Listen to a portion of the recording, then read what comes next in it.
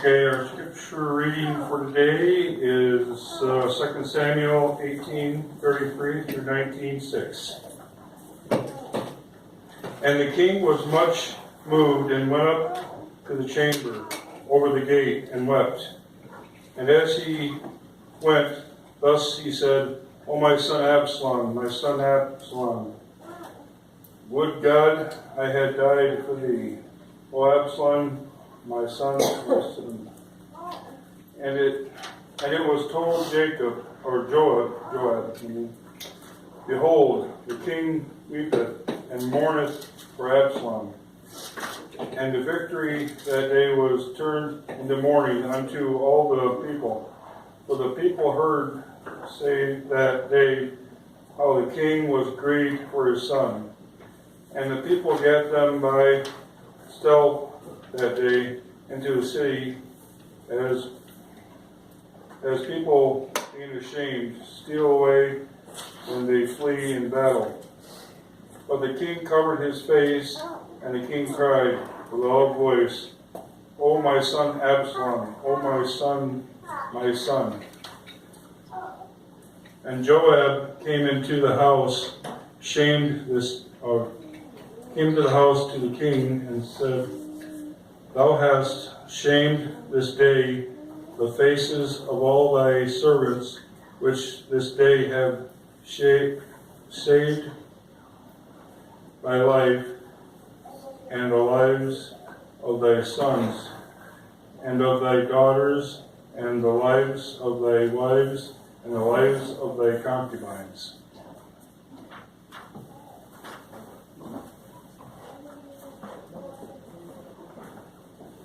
Our hymn of meditation is 655. Let's remain seated as we sing 655.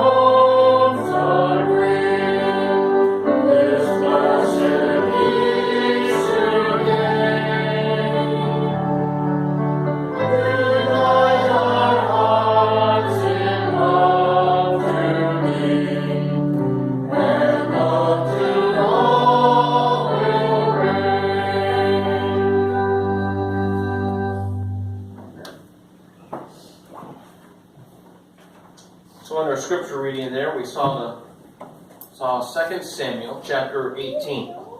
We can go there and we can look at that.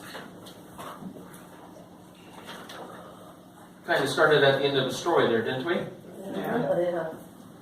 You've heard of cause and effect, right? Yeah. So cause, and then we see the effect. How about we go the other way? There's the effect, which we can see. We saw here in the scripture reading that Absalom has died, and that David is crying for him and mourning for him. What's the cause? If we continue to go backwards, let's find the real cause. All right? So let's do that today. We'll work our way from effect to cause to find the real meaning here. How does David end up having such a loved son dead? Obviously, it's very clear that he's very much loved, and yet he ended up dead. I think we can ask the same question for many parents. For many parents of prodigals, we can ask, how did the parent end up having a much-loved son or daughter lost? I think that for many situations, not all necessarily, but for many, I think we'd find a very similar story to what we have for David and Absalom. So if we find a cause here, maybe we can find some answers for us as well. So 2 Samuel 18, verse 28. 2 Samuel 18, we've already read the very end of the story there at verse 33 and a little bit of chapter 19, but verses 28 and 29. Ahazmai called and said to the king, "All is well," and he fell down to the earth upon his face before the king and said, "Blessed be the Lord thy God, which has delivered up the men that lifted up their hand against my lord the king." And the king said, "Is the young man Absalom safe?" And Ahimaaz answered, "When Joab sent the king's servant and me, thy servant, I saw a great tumult, but I knew not what it was." We know the end of the story here. Absalom has died. He's been in rebellion against David, and he's been trying to lead this coup. But here this messenger comes and says that there was a lot of tumult, something's going on. But David's first question is Absalom okay? Yeah. Verses 31 and 32. And behold, Cushi came, and Cushi said, "Tidings, my lord, the king, for the Lord has avenged thee this day of all them that rose up against thee." And the king said to Cushi, "Is the young man Absalom safe?" And Cushi answered, "The enemies of my lord the king, and all that rise against thee to do thee hurt, be as that young man is." Because Cushi is reporting that Absalom has died. It seems, when I read these verses here, it seems that Absalom's well-being, Absalom's safety, is really David's only concern. So for you, is your child's well-being and safety your only concern? What about their spiritual well-being? What about their eternal safety? Chapter 18, we're going in reverse here, verses 14 through 16. Then Joab said, "I may not tarry thus with thee." He's heard the report that Absalom is in the location in the woods. And he took 3 darts in his hand and thrust them through the heart of Absalom while he was yet alive in the midst of the oak. And 10 young men that bare Joab's armor, compassed about and smote Absalom and slew him. And Joab blew the trumpet, and the people returned from pursuing after Israel, for Joab held back the people. Joab is not going for collateral damage. You know, in war, the generals talk about collateral damage. Look, you're trying to do this, but all these people suffered. For Joab, he just wants to attack the source of the problem. Absalom has been leading this rebellion against David. He's just going for the source of the problem. You know, God tries to do the same thing. God is not trying to have any collateral damage, but that's not always easy, and that's not always possible. Absalom is stuck here in a tree. He's hanging there in a tree. He's stuck in a tree. And he can see Joab coming with those 3 darts, and he can see the consequences of his action coming. Chapter 18, verse 9. Absalom met the servants of David, and Absalom rode upon a mule, and the mule went under the thick boughs of a great oak, and his head caught hold of the oak, and he was taken up between the heaven and the earth, and the mule that was under him went away. So partly related to his long hair, he's got his hair and his head stuck in the oak tree, and the mule has just kept on running, and there he is hanging in a tree, totally helpless there. He's exposed. He's totally helpless, and he can see the coming consequences. You realize all actions, good actions and bad actions, all actions have consequences. You can't escape them. 2 Samuel 18, verse 5. And the king commanded Joab and Abishai and Ittai, saying, deal gently for my sake with the young man, even with Absalom. And all the people heard them when the king gave all the captains charge concerning Absalom. David has been trying to shelter Absalom from the consequences. Joab's job is to defend the king, and so if somebody's attacking the king, it's Joab's job to defend him, and yet David has been trying to shield him from those consequences that are coming. Remind you again that love does not equal shelter. Consequences come eventually. David has been fleeing from Absalom's rebellion. When the coup started, he's fled. David is actually fleeing from his own son. 2 Samuel 16, verse 11. 2 Samuel 16, verse 11. David said to Abishai and to all his servants, behold, my son, which came forth of my bowels, seeks my life. How much more this Benjamite doeth? Let him alone and let him curse, for the Lord has bidden him. David says, if your own family can turn against you, then anyone can. In Korea a few years ago, there was an unpleasant murder there. 2 parents were killed, and the first son committed suicide, and the second son barely escaped with his life. And so the police went to work, working on the details, taking care of all those details. As they looked at the evidence, the police slowly saw a different picture. As the police looked at the picture, they saw that the second son made it appear that the first son had committed suicide. But they found in their report that the truth was the second son had killed his parents and the first son. Killed his own family. Wiped them all out. And here, David says, your own family can turn on you. We live in a dangerous world. The situation is that we are slowly dividing into 2 groups. One group in the world is loyal to God, and the other group has no loyalty at all to anybody or anything. Those are the 2 groups there. Right. Absalom appears to be good.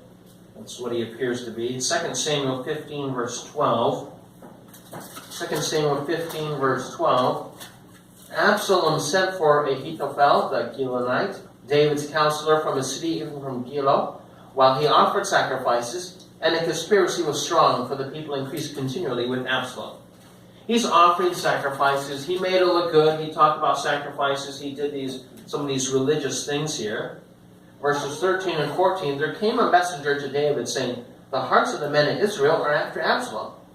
And David said to all his servants that were with him at Jerusalem, arise, let us flee, for we shall not all escape, for otherwise we will not escape from Absalom. Make speed to depart, lest he overtake us suddenly, and bring evil upon us, and smite the city with the edge of the sword. David is forced into action here in order to save his own life. Forced into action to save his own life. In parenting, don't react, but instead take the action first. Absalom appears to be religious, but really he's far from being religious. Verses 7 through 9 here. It came to pass after 40 years, this is 2 Samuel 15, 7 through 9. It came to pass after 40 years that Absalom said to the king, I pray thee, let me go and pay my vow, which I have vowed unto the Lord in Hebron. For thy servant vowed a vow while I abode at Geshur in Syria, saying, if the Lord shall bring me again to Jerusalem, then I will serve the Lord. He sounds religious, but why is he going to Hebron? Jerusalem is the home of the king, and Jerusalem is the home of God. That's where the temple is, that's where the ark is. Well, that's where the sanctuary, temporary sanctuary is. That's where the ark of God there is. Hebron. Hebron is where the King David started. Many years earlier, he started in Hebron. That was a safe home base for David, and David's family and friends lived there. So that's why Absalom was going there. David should have known that there was absolutely nothing religious or special about Hebron. Verses 5 and 6 here of the story. It was so that when any man came nigh to Absalom to do him obedience, he put forth his hand and took him and kissed him. And on this manner did Absalom to all Israel that came to the king for judgment. So Absalom stole the hearts of the men of Israel.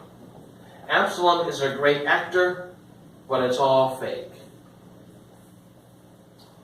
That second son in Korea, the police found that he was guilty of murdering his parents and his older brother. And when the police exposed all of the details and announced their findings, nobody believed it. Even his girlfriend said, "No, I don't think so. I don't think that's possible. Not him." Everybody who knew the guy said, "No, he's so nice. He's so quiet. That's just, can't believe that. Too hard to believe." Great actor, I guess. Verse 4, Absalom said, "Oh, that I were made a judge in the land, that every man which has any suit or cause may come unto me, and I would do him justice." Absalom claims that he's better than any authority out there, that he'd like to be an authority, but even though he's acting nice, he's actually undermining all of the authority that is around him. Verse 3, Absalom said to people, "See, thy matters are good and right, but there's no man deputed of the king to hear thee." There's nobody deputized who has some power and authority to do something to help you. He says, sorry, the real authority can't help. He's undermining all of the authorities out there. Verses 1 and 2, it came to pass after this that Absalom prepared him chariots and horses and 50 men to run before him. And Absalom rose up early and stood beside the way of the gate. And it was so that when any man that had a controversy came to the king for judgment, then Absalom called unto him and said, "Of what city art thou?" And he said, "Thy servant's one of the tribes of Israel." He has this show of horses and people and that he's a leader, and he'd stand by the gate and people would come and he would say, "Oh, maybe I could help you. You know, the real authorities can't help you, but I can help you." Certainly it looked nice. Certainly sounded, "Oh, this is nice. The king's son is here wanting to help me." But it was just a show. So how did Absalom end up looking good but actually being bad? Answer is, looking for the cause here, we're going backwards still. The king, David, his father, has said that he was good. Chapter 14. Chapter 14. Joab came to the king and told him, and when he called for Absalom, Absalom came to the king, bowed himself on his face to the ground before the king, and the king kissed Absalom. There's the answer. The kiss is the answer that says that he's good. And that only came after a challenge. Verse 32. Absalom answered Joab and said, "Behold, I sent unto thee, saying, Come hither, that I may send thee to the king, to say, Wherefore am I come from Geshur? It had been good for me to have been there still. Now therefore let me see the king's face. If there be any iniquity in me, let him kill me." Absalom has challenged the king and said, "Look, am I good? If I'm good, then I'm good. If I'm bad, well then you should go ahead and kill me." Absalom knows that he's either good or he's bad enough to be killed. He knows that he's that bad. So he knows he's either good or bad enough to be killed. He is bad, and he knows it, and that's why he has nothing to lose when he presents that challenge. And yet the answer comes with a kiss, saying that he's good. Verses 29 and 30 here. Verses 29 and 30, Absalom sent for Joab to have him sent to the king, but he would not come to him. And when he sent again a second time, he did not come. Therefore, Absalom said to his servant, "See, Joab's field is near mine. He has barley there. Go and set it on fire." And Absalom's servants set the field on fire. Absalom is not afraid to use force when he's not getting the answer that he wants. He is a very bad guy. Verse 28. Absalom dwelt 2 full years in Jerusalem and saw not the king's face. Verse 24. Still going backwards here. The king said, "Let him turn to his own house and let him not see my face." So Absalom returned to his own house and saw not the king's face. Absalom has been punished, but it's only been a half punishment. Only been a half a punishment here. Half punishments are very dangerous.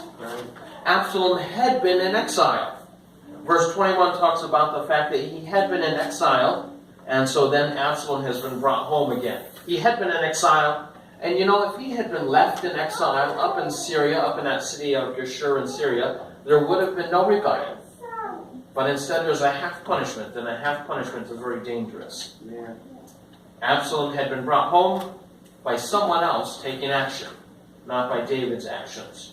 verses 1 through 3, Joab sets up a situation where he gets a lady to come in and tell a little story and act really sad, and the king comes and listens, and actually it's just Joab putting words in her mouth, and so the king responds, and so David reacts. Again, I want to remind you, parenting is not reacting. Parenting requires action and firm, well-thought-through decisions. Amen. David seems to have a hard time deciding what to do. Chapter 13, verse 39. 2 Samuel chapter 13, verse 39. The soul of King David longed to go forth unto Absalom, for he was comforted concerning Ammon, seeing that he was dead. David has a feeling here in this verse. You see the feeling there, and he says he longs to go forth. He has a feeling, but he has no action. He has no action. He does nothing. He needs to think and act. Parenting requires thinking. You know, real life situations are not easy to figure out. They get really quite complicated. Absalom has gotten revenge for the rape of his sister, and that's kind of sort of good. If somebody rapes, then there needs to be some kind of punishment for that. So he's kind of gotten some revenge there. But he got revenge by murdering his half-brother. And that's kind of sort of bad. It's complicated, right? It's complicated. The murder happens in verses 28 and 29. Absalom gets his servants to stab Amnon while they're having a meal and a feast together. Verse 23, 2 Samuel 13, verse 23. It came to pass after 2 full years that Absalom had sheep shearers in Baal-Hazor, which is beside Ephraim, and Absalom invited all the king's sons. So this murder that I'm talking about, is this murder or is this murder in cold blood? It's complicated. I'll let you decide that. It's been 2 full years since the rape of Tamar, and finally he does something. Verse 22. Absalom spoke unto his brother Amnon, neither good nor bad. For Absalom hated Amnon because he had raped his sister Tamar. The anger has been building and burning for 2 years, and he hasn't done anything. Absalom has been angry, and he's been plotting revenge. David has been angry, but has done nothing. Chapter 13, verse 21. When King David heard all these things, he was very wroth. David knew about the rape of Tamar. The story is known in verse 20. It's clear that David knows, and he tells what to do. The story is known in verse 20. David has been a part of the situation. Verse 7, David is the one who has sent Tamar to go to Amnon's house to go feed him food and take care of him. So he's the one who put her in danger. He's been part of the situation. Amnon has raped her in verse 14. So that makes him worthy of death. It's illegal to rape. And in God's law here at this time, it was punishment worthy of death for raper. And Tamar was Amnon's half-sister. That's messed up. So he's doubly worthy of death. Alright, so he's doubly worthy of death. And yet for 2 years, David has done nothing. You know, parenting has no pause button. Right? No. You have to act. You have to make decisions. It is complicated, but you don't have as long to wait as you might like. You know, sometimes, think about it for a while, but for 2 years, David has waited too long with Absalom's case. Absalom's case, murdering his half-brother for the revenge of the rape of his sister, it's a complicated case, but David has never made any decisions and has had no actions. You know, David, same situation with Amnon's case, is complicated, that's true, and he has not made much for decisions and has not made much action. Amnon appears to have started this messed up situation. How? By falling in love, or lust, with a forbidden love.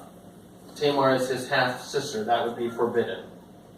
And you know, David can't say much about that, because he too had fallen in love with a forbidden love. The story goes back just a little bit more. 2 Samuel chapter 12, verses 9 and 10. The message to David here, 2 Samuel 12, verses 9 and 10. Wherefore hast thou despised the commandment of the Lord, to do evil in his sight? Thou hast killed Uriah the Hittite with the sword, and has taken his wife to be thy wife, and has slain with the sword of the children of Ammon. Now therefore the sword shall never depart from thine house, because thou hast despised me, and hast taken the wife of Uriah the Hittite to be thy wife. What did David do? Chapter 11, verses 2 through 4. Here we have the story of David, 2 Samuel 11, verse 2. It came to pass in the evening that David arose from off his bed, walked upon the roof of the king's house, and from the roof he saw a woman washing herself, and the woman was very beautiful to look upon. And David sent and inquired after the woman, and one said, Is not this Bathsheba, the daughter of Eliam, the wife of Uriah the Hittite? And David sent messengers and took her, and she came unto him, and he lay with her, for she was purified from her cleanness, and she returned to her own house. And then verses 14 through 17, 2 Samuel 11, 14 through 17, it came to pass in the morning that David wrote a letter to Joab, and sent it by the hand of Uriah. And he wrote in the letter, saying, Set ye Uriah in the forefront of the hottest battle, and retire from him, that he may be smitten and die. David has taken forbidden love, and David has murdered. So his sense of guilt keeps him silent. Amnon has taken a forbidden love, Absalom has murdered, and David just feels guilty about the whole thing, and he says and does nothing. We know how he felt because he describes that guilt in Psalm 32. In Psalm 32, verses 3 and 4, he says, When I kept silence, my bones waxed old through my roaring all the day long. For day and night thy hand was heavy upon me. My moisture is turned into the drought of summer. Psalm 51, he also describes his feelings there. Psalm 51, verse 3, he says, For I acknowledge my transgression, and my sin is ever before me. Because he's constantly feeling guilty, he feels like he can't say anything about Amnon or about Absalom. Verse 8, he says, Make me to hear joy and gladness, that the bones which thou hast broken may rejoice. He feels broken and feels like he just can't do anything. Just, when you're broken and weak, what can he say or do?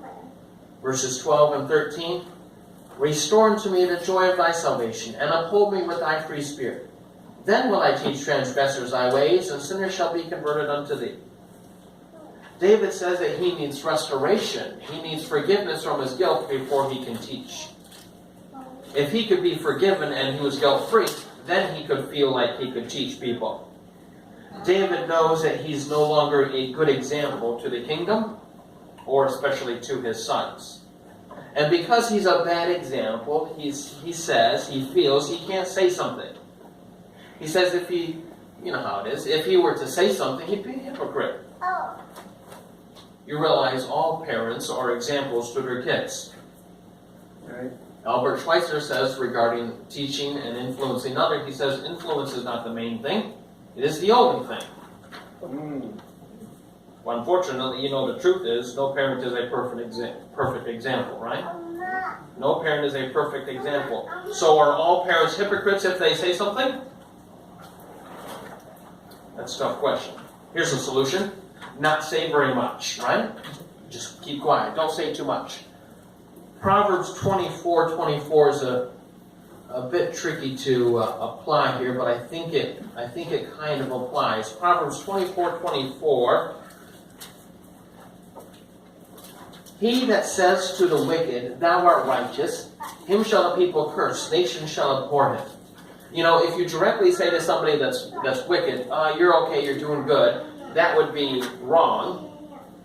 And if we don't say much, then many times the silence is misunderstood, right? So if you say absolutely nothing, you can think, all right, I'm not saying anything, that way I'm not being a hypocrite. But if you say nothing, the silence is misunderstood as saying, oh, you're doing okay. Verse 25, Proverbs 24:25, To them that rebuke him shall be delight, a good blessing shall come upon them. So you really do have to say something. 1 Timothy chapter 5, verse 20. 1 Timothy 5, verse 20.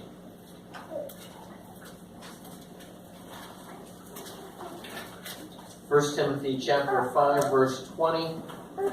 Them that sin, rebuke before all, that others may fear. If somebody's messing up, if somebody's sinning, you have to rebuke, you have to say something, you have to correct them. because others are watching and learning. Okay, so that's the solution. Not say very much. That doesn't work so good. How about a better solution? Admit that you are not a good example. Romans 3 verse 23. All have sinned and fall short of the glory of God. So we can admit that all are a bad example, right? Admit that you're not a good example and recommend one good example. Here's 1 Peter chapter 2. 1 Peter chapter 2, verses 21 through 24. This is what Peter's doing. He's actually recommending one good example. 1 Peter 2:21. For even hereunto were ye called, because Christ also suffered for us, leaving us an example that we should follow his steps, who did no sin, neither was guile found in his mouth, who when he was reviled not again. When he suffered, he threatened not, but committed himself to him that judges righteously, who his own self bare our sins in his own body on the tree, that we, being dead to sins, should live unto righteousness, by whose stripes ye are healed.